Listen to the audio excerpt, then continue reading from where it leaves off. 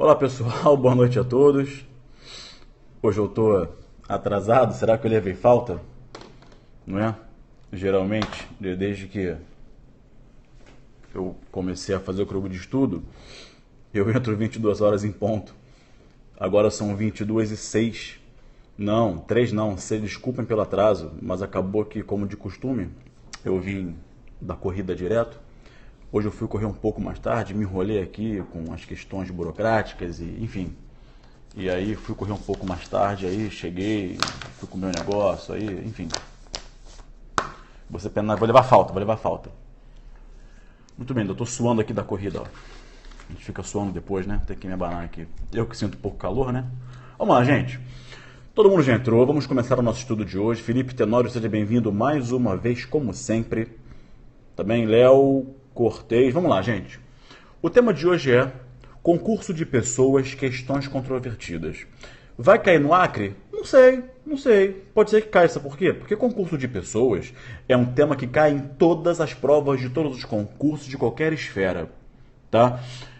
Se você fizer uma prova para a esfera federal, estadual, magistratura, defensoria, promotoria, procuradoria, sempre haverá, manda um abraço para o reitor, sempre haverá o quê? Duas ou mais pessoas praticando um ou vários crimes. Pode conferir qualquer prova que você pegar, faça um desafio. Qualquer prova que você pegar que tiver várias questões de penal, né, você vai ver ali o concurso de pessoas. Professor Aurélio, um abraço. Fiquei de te ligar hoje, mas eu não consegui, não deu tempo, me enrolei, mas eu te ligo amanhã, tá? Desculpa aí a confusão. Então toda prova cai concurso de pessoas. Ah, obrigado, aqui ó, tá aqui ó. Olha ela aqui. Nona edição, com drogas e antiterrorismo, tá? Quase 1000 páginas, tá muito completa a edição, tá muito legal. Vamos lá. Primeira questão controvertida que eu queria trabalhar com vocês é a seguinte. Não vou ficar de blá blá blá, porque o concurso de pessoas acontece quando duas ou mais pessoas concorrem para a prática de um crime. Já passamos dessa fase. Aqui é um estudo avançado, aprofundado. A primeira questão é a seguinte, todo mundo entrou? Então vamos começar. São 10h08. Primeira questão é a seguinte, autoria e participação, certo? A gente sabe que a participação é uma conduta sempre acessória, tema dentro do qual adotou-se a teoria da acessoriedade limitada.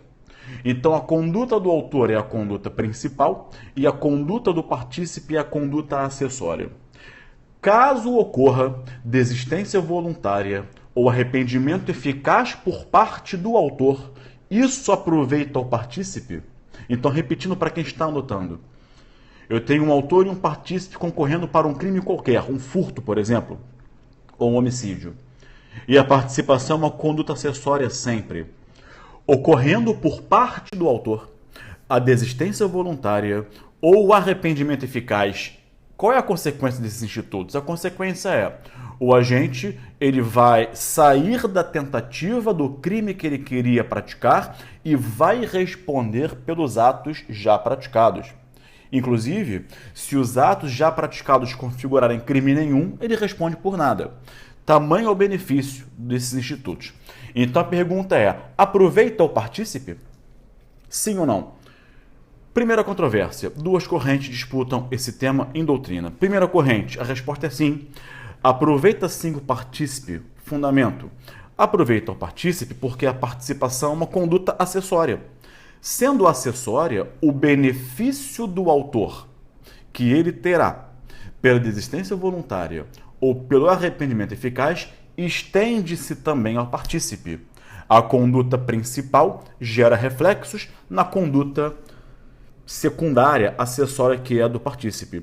Então, se, por exemplo, um autor e um partícipe estão para praticar um furto e o autor desiste voluntariamente, né, fazendo com que ele responda só pela violação de domicílio, naquele clássico exemplo, o partícipe também ele vai responder por participação lá na violação do domicílio. Então, primeira corrente, aproveita. Posição defendida pelo Nilo Batista, que é a autoridade e a referência em concurso de pessoas no Brasil. Entretanto, uma segunda corrente entende que não. Uma segunda corrente entende que não, por quê? Por que a desistência voluntária e o arrependimento eficaz por conta do autor não gera reflexo para o partícipe, não aproveita o partícipe. Sabe por quê? Dizem eles, o início da execução já seria suficiente para a punição do partícipe.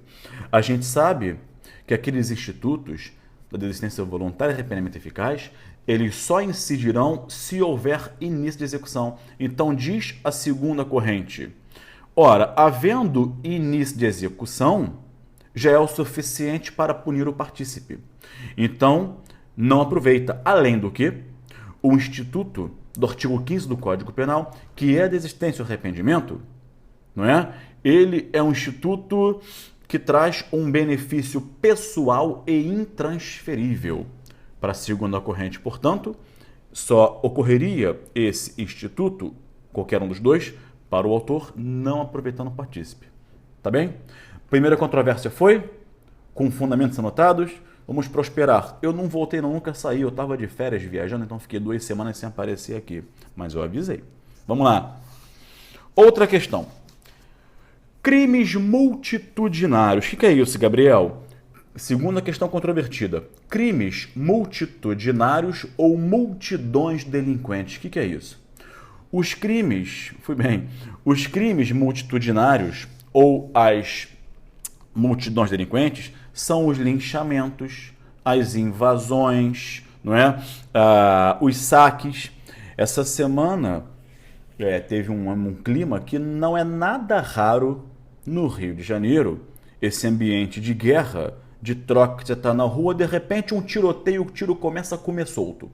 Isso é absolutamente normal no Rio de Janeiro, hoje, atualmente. Muito bem. E aí, queimaram ônibus, e aí vocês lembram que foi uma galera em direção a um caminhão, não é, para saquear. Era tanta gente que a polícia não conseguiu segurar. Isso é multidão delinquente, isso é o crime multitudinário. As pessoas, várias pessoas, é o efeito manada, né? Dirigem-se à prática de um saque de um caminhão, de uma invasão de terras, não é? Enfim, nesse caso, há concurso de pessoas? Sim ou não? Amigos, 2 posições em doutrina vão discutir esse tema. Primeira posição, existe sim concurso de pessoas. Por quê? A partir do momento em que as pessoas dirigem-se àquele resultado único, como nos saques, como nos furtos, invasões, há ali um prévio ajuste.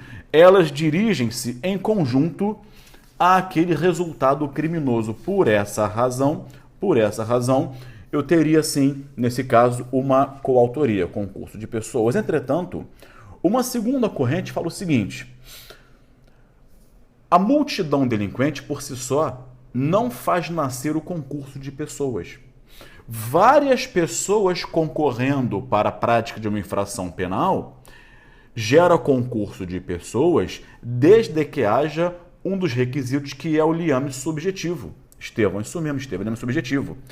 Então tem que ficar provado, nesse caso de multidões delinquentes, que todos os concorrentes que foram saquear o caminhão, que invadiram um sítio ou uma fazenda, que saquearam, isso é furto, saquearam o mercado, furto, tem que ficar provado o vínculo psicológico entre eles.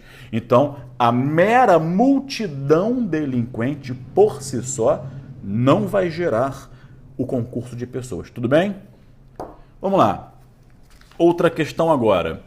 Vamos falar de coautoria sucessiva? Muito bem. O que é a coautoria? A coautoria ocorre quando 2 coautores agem em conjunto. Não é? Agem em conjunto. 2 autores agem em conjunto. Deixa eu fazer uma coisa aqui para vocês. Espera aí, deixa eu achar uma aula que eu dei essa semana passada. Aulas. Vamos lá. Vem comigo, dispersa não. Fica aí, não sai. Fica aí, calma que eu tô achando para você um negócio no computador bacana aqui para você entender. Achei já. Olha lá. Concurso de... Achei, a imagem está aqui. Agora vou botar no modo... Olha lá. Presta atenção, gente. Olha lá. Coautoria. não é? Deixa eu tirar isso aqui do lugar. Coautoria. Dá para ver, gente? Tá dando para ver? Tá dando para ver? Ali, minha casa. Muito bem. Quem é? Dá para ver o mouse? Dá, né? Quem é o coautor? Toda vez eu uso essa imagem. Quando eu falo de coautoria, eu boto essa imagem. Que imagem é essa? Você entra no avião e dá aquela olhadinha para a esquerda para a cabine de comando. Aí você vê um piloto. Opa, volta. Você vê um piloto e outro piloto, não é?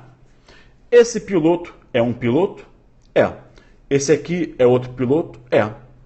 Então, esse é o piloto, esse é o copiloto. Dois pilotos agindo em conjunto, eu tenho uma copilotagem. Logo, dois autores agindo em conjunto, eu tenho coautoria. Então, quem é o coautor? Para você nunca mais esquecer isso, o coautor nada mais é do que um outro autor.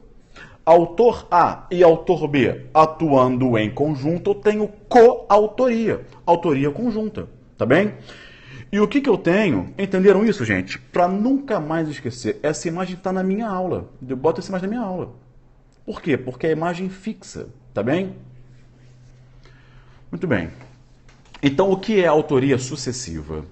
É o acordo de vontades após o início do ato executório. É o acordo de vontades, não tem que ter, pensa comigo, não tem que decorar nada, tem que pensar, estamos aqui para raciocinar. Vídeo de dica é outro lá no Instagram. Me siga lá que eu boto muita dica lá, aqui é para raciocinar. Cogitação, preparação, execução, consumação, não é? Então, o agente inicia a execução e o acordo, obrigado, e o acordo de vontades ocorre, o liame subjetivo entre os concorrentes, autor, os coautores, né? Autor e autor, coautoria, ocorre após a execução. Então eu começo a, imagine você, eu começo a lesionar o professor Marcelo Zeda, Deus me livre, ele é um grande amigo, uma grande pessoa. Muito bem, já iniciei a execução. O Rogério me vê lesionando o Marcelo, e ao ver que é o Marcelo também desafeto, adere à minha conduta e começa a bater no Marcelo também. Então vejam, quando eu comecei a lesionar o Marcelo, não havia coautoria, eu estava sozinho. O Rogério viu que eu estava agredindo o Marcelo e, por ser desafeto do Marcelo também, passou a agredir o Marcelo em conjunto comigo. Entenda, o Rogério aderiu à minha conduta após o início da execução. Isso é o que se chama, cuidado que isso improva, coautoria sucessiva. Esse acordo de vontades que caracteriza o liame subjetivo ocorre após o início do ato executório. Tudo bem? A pergunta é, se é após a execução, a pergunta é, até que momento pode ocorrer a coautoria sucessiva? A gente sabe que é após a execução, não é? A aderência, o acordo de vontades ocorre após a execução. Mas até que momento? Bom, primeira posição doutrinária sustenta o seguinte: somente até a consumação, que é após a execução, isso é a coautoria sucessiva. Até quando? Qual o tempo limite? Qual é o marco temporal limite? Até a consumação, até a lesão ao bem jurídico. Porque depois que o crime está consumado, não se admite mais concurso de pessoas. Vamos dar o conceito? Fala-se em concurso de pessoas quando duas ou mais pessoas concorrem para a prática de uma infração penal. Então só pode ir até a consumação. Depois que o crime se consuma, não se pode mais falar em concurso de pessoas, concordam? Eu acho essa corrente a melhor, tá? Entretanto, uma segunda corrente diz até o exaurimento. A coautoria sucessiva, ela pode ocorrer depois da consumação, inclusive. Então, começou a execução, ela ocorre depois da execução e depois da consumação. Por exemplo, quando eu falo em exaurimento, eu falo em crimes formais. O artigo 158, crime de extorsão. Professor Aurélio, bem-vindo de volta. Extorsão. Eu pratico uma extorsão contra o professor Aurélio. Súmula 96 do STJ, a extorsão se consuma com constrangimento, não é? Depois que eu pratico a extorsão contra o professor Aurélio, que o crime se consumou, não é? Eu peço a você para buscar a vantagem devida, o dinheiro. Vejam, o crime estava consumado e como você foi buscar a vantagem, você aderiu à minha conduta após a consumação e antes do exaurimento, tá? Então poderia? Poderia. Eu não acho essa corrente muito boa, porque o crime se consuma com a lesão a um bem jurídico. Se o bem jurídico já for lesionado, não cabe mais falar em concorrer para a prática do crime. Mas essa segunda corrente é a posição respeitadíssima do Nilo Batista, tá bem? Próxima controvérsia, vamos a isso. Sabe que eu fiquei curioso? Que o meu último Periscope foi sobre prescrição, a parte inicial de prescrição. E eu falei, olha, eu vou continuar. Aí eu saí de férias, voltei hoje e esqueci que ia continuar. Semana que vem eu continuo prescrição, tá? Muito bem. Você quer ver uma questão muito interessante para terminar nesses 8 minutos? Cabe concurso de pessoas no crime culposo? Cabe?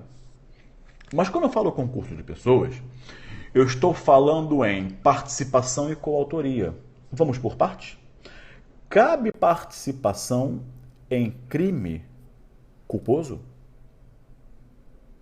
E aí? Duas correntes disputam esse tema em doutrina. A gente já sabe que o crime culposo é a violação do dever objetivo de cuidado. Uma primeira corrente sustenta que não cabe participação. Por que não? Porque só existe participação dolosa em crime doloso. Eu não posso querer participar de um resultado que você, autor, não queira. Se no crime culposo o autor não quer praticar o resultado, não é? O resultado é não desejado, eu não posso concorrer como partícipe. Eu estou olhando aqui meu computador, tá? Enquanto eu falo. Eu não, para abrir um arquivo. Eu não posso concorrer como partícipe. Tudo bem? Não tem como, eu não posso querer aderir a uma conduta, um resultado que você, autor, também não deseja. Por isso que só existe participação dolosa em crime doloso. No Brasil, amigos, essa é a posição do Damásio de Jesus, do Celso Delmanto e do Mirabete. Essa posição, ela está positivada nos artigos de 26 e 28 do Código Penal alemão, o Strafgesetzbuch. Eu estou com ele aqui, eu vou ler para vocês. Artigo 26 do Código Penal alemão. Espera aí que demora um pouco. Tradução. Assim como o autor, ou igual ao autor, será castigado o instigador. Então, o instigador será castigado igual ao autor. Ok, instigador, partícipe. Instigador é quem age determinado dolosamente a outrem. Instigador é quem age determinado dolosamente a outrem, a alguém, para a comissão de um fato antijurídico, tá? Muito bem. Agora falo 27. Como cúmplice, será castigado, olha agora, quem haja prestado dolosamente ajuda a outro para a prática de um fato doloso antijurídico. Então, para o Código Alemão, só existe participação em crime doloso, culposo não, tá? Entretanto, uma segunda posição doutrinária fala que sim, é possível sim perfeitamente a participação em crime culposo. O partícipe, ele não contribui para o resultado. O partícipe que instiga ou que induz, ele instiga ou induz o autor não a praticar o resultado, mas sim a violar o dever objetivo de cuidado. Então, para a segunda corrente, cabe participação? Cabe.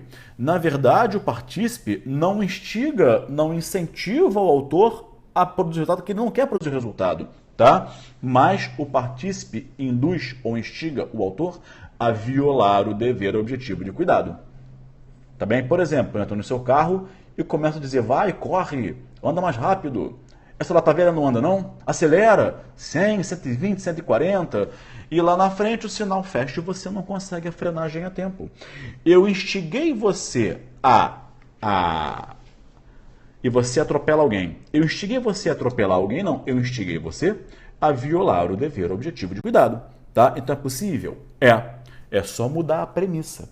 Não é instigar o autor a um resultado não querido, é instigá-lo a violar o dever objetivo de cuidado. Essa posição parece-me que é a correta, tá bem? É muito boa. Obrigado, Regina.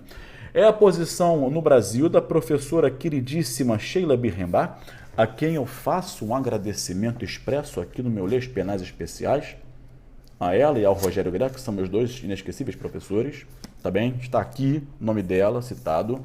E na Itália era a posição de Giuseppe Bettiol, tá bem?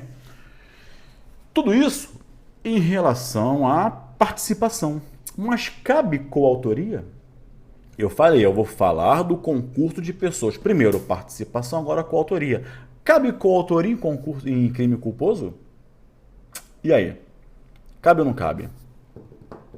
Gente, o tema de hoje é concurso de pessoas, questões controvertidas. Então não dá para falar cabe, não cabe. Qual é a resposta? É controvertido, tá?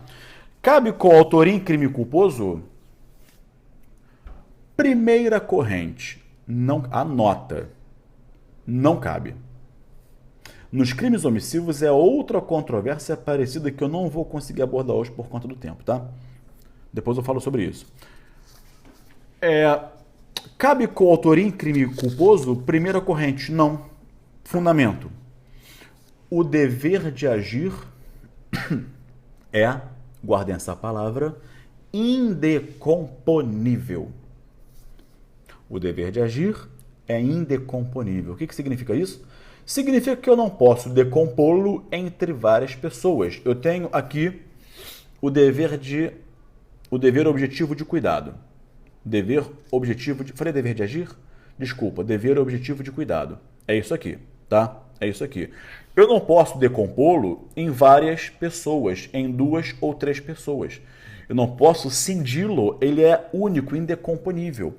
Então, eu não posso pegar um único dever objetivo de cuidado e decompô-lo entre vários autores. A e B.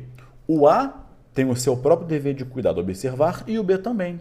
Logo, se violarem tais deveres, o A pratica o seu próprio crime culposo e o B pratica o seu próprio crime culposo. Então, não há um crime culposo em coautoria. Eu tenho 2 crimes culposos, o do A e o do B. Tá bem? Essa posição vai além e fala o seguinte: além do mais, a coautoria baseia-se na divisão de tarefas. E no crime culposo, não existe divisão de tarefas. O que faz sentido, né? Óbvio. Tá bem? Essa posição é a posição do Nilo Batista, posição do Juarez Tavares, do Juarez Cirino dos Santos, posição de Heitor Costa Júnior, que tem um livro sobre crime culposo, posição da professora Sheila Birrembach, na Argentina, posição de Zaffaroni, na Alemanha, posição de Weltzel e Escher, que praticamente toda a doutrina alemã sustenta isso. Tá bem? Não cabe. Entretanto, para encerrarmos, uma segunda corrente entende que sim. É plenamente possível a coautoria em crime culposo. Basta que 2 pessoas atuando em conjunto violem o dever objetivo de cuidado. Percebeu? Ok? Exemplo do ar-condicionado. Exatamente, Michel. Exemplo do ar-condicionado. Isso. Lembra da minha aula? Pois é. O que aconteceu? 2 gênios, foram instalar um ar... Presta atenção no exemplo. Foram instalar um ar-condicionado, Michel, na parede. Não é o split, não. É da parede. Muito bem. E o ar de parede, quanto mais justo for o buraco da parede, melhor. Que a pressão do buraco segura o ar-condicionado, é óbvio. Não pode ficar solto, tá bem? Então, quanto mais justo for o buraco na parede de concreto, melhor segura o ar. 2 camaradas foram instalar um ar de parede e apontaram a traseira do ar na parede. Só que o buraco era maior do que o aparelho. e empurraram os dois. O ar era grande, pesado. Pega que eu pego daqui, vai, levanta. Os dois em conjunto levantaram o ar, apontaram a traseira do ar na parede, não é? Levantaram a frente e empurraram. Só que o buraco era maior. O ar ultrapassou a parede e caiu lá embaixo na rua. É engraçado, mas não tem graça nenhuma. Sorte que não atingiu ninguém, podia matar alguém. Podia matar várias pessoas. Imagine que matasse. Duas pessoas, em conjunto, foram imprudentes e violaram o dever objetivo de cuidado. Seria um homicídio em coautoria. Simples. Cabe? Cabe. Essa posição é defendida por Nelson Hungria, Magalhães Noronha, Celso Delmanto, Mirabete, Damaso de Jesus. Na Espanha, é a posição de Santiago Mirpuch, entre outros. Tá bem? Muito bem, amigos. Com isso, eu encerro o nosso encontro de hoje. Dei aqui 4 ou 5 controvérsias. Foi bem produtivo o nosso encontro hoje, né? Mais uma vez, desculpe pelo atraso. Eu tô suando, que eu cheguei da corrida, eu continuo suando ainda. Tá bem? Marcelo Zeda. Por falar em Marcelo Zeda, eu estou formando com o Marcelo Zeda um grupo de estudo para a prova da Defensoria Pública da União, que vai ser edital esse ano para a prova esse ano. Tá bem? Quem tiver interesse, manda e-mail para mim, gabrielpenal@yahoo.com.br. É um grupo de estudo dirigido só do direito penal comum, processo penal, direito penal militar, processo penal militar. Só essa nossa parte penal já corresponde a 20% da prova, tá? Legal, Marcelo Zeda foi fuzileiro naval, militar, um grande amigo, tá? Amigos, foi um prazer estar com vocês aqui. Na semana que vem eu prometo que eu vou continuar com prescrição, tá bem? Obrigado pela companhia nessa quinta-feira à noite. A vocês um abraço, até o próximo encontro e tchau.